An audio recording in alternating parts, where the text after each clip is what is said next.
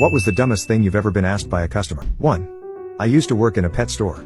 One night a woman came in and said she had ordered a puppy off the internet and he would be arriving in the next few days. She had never owned a pet and asked several dumb questions, but the one that I'll always remember is, do puppies need water? 2. A woman came to the checkout and handed me a bag of mozzarella.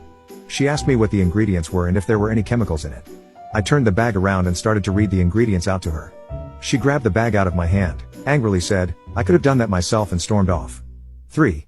I used to work in IKEA in the section which sold wardrobes. Normally around 6 foot long and 60 kilograms in boxes. Customers would regularly ask me would it fit in their car. After being polite the first few times, asking them about the size of their car and guessing, I then just started asking them what color their car was. The amount of people who'd answer unfazed was amazing. 4. I used to work in a phone shop. Had someone come in asking why their phone wasn't working properly. It was visibly scorched and melted. I asked why it looked that way. They said, it came up with an error message saying it had been too cold. Not an error message I had heard of before, but I know phones can bring up errors for being too hot, so who knows, and so they had put it under the grill to heat it up. The grill. Their first point of call was to cook it. I said, that's why their phone wasn't working, and no, it was not covered under the guarantee. 5. When I was a teenager I had a customer try to fight me because we didn't do the Taco Tuesday discount for him. It was the weekend. 6.